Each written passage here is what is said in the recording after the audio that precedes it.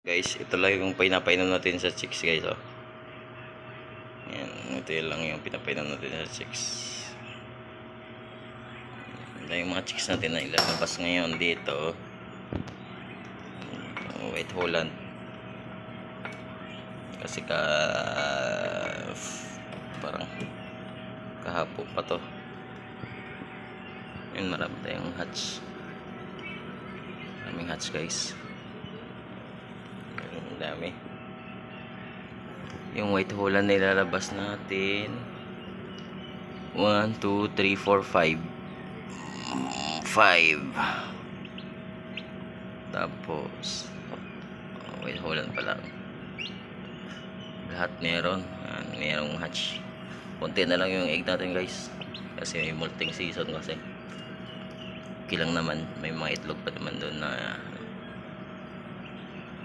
yan, dami. May hatch pa 1, 2, 3, 4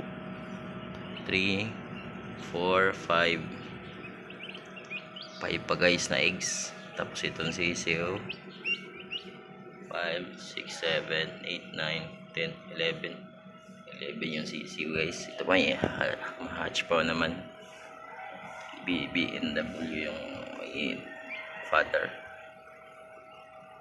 Tapos dito sa RB mayroon pa naman 1, 2, 3, 4, 5 RB yung tatay guys. Meron pa naman na pisa. Ngayon ganito guys, para pag yung balahibo nila madali lang itapon na yung balahibo, madali lang punasan. Hindi talaga yan maiwasan guys, lalo na ang hatch natin nasa taas. Pero yung hatch rate naman ng natin, ng incubator natin, napakaganda guys. Saka simula nung tayo ng fermented feeds guys, yung itlog nila makapal yung shell, makapal na yung shell guys. Very effective talaga yung fermented feeds, effective na, tapos mura pa. Yan, mura. Ito guys, dito maganda ayusin pa to. I mean, hindi siya kasi lumulusot yung pahay, malaki masyado. Dapat talaga screen na ganito, yung green screen, tapos green na screen yung ilalagay para hindi lumusot yung pahay nila. Mas maganda kung hindi makalusot. Ayan guys,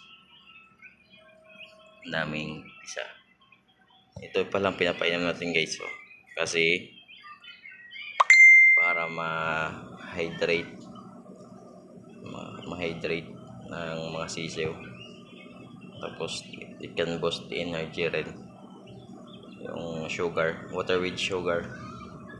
Yan, maganda rin to guys pag painom ba kukunin natin sa incubator, pwede natin painamin ng ganito.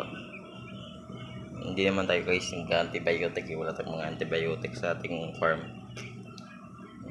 Meron tayong ginagamit probiotics, tapos yung fermented nga meron na rin yung natural probiotics. Tapos yung fermented natin, nahaluan natin ng probiotics, kaya mas doble yung doble yung vitamins na natin. Hindi tayo nag-ano guys, puro lang tayo organic, hindi tayo nag-antibiotic. As low as may iwasan natin yung antibiotic, mas maganda talaga. Ito lang guys, oh, painom. Ito lang, pasip mo lang siya dito na makainom siya. Tapos yun na, ilagay mo na sa brooding cage yung mga kukunin mo galing sa incubator para hydrated siya, tapos may energy siya kasi stress siya dito eh. Stress siya, anti-stress yung sugar. Yun lang guys, happy farming.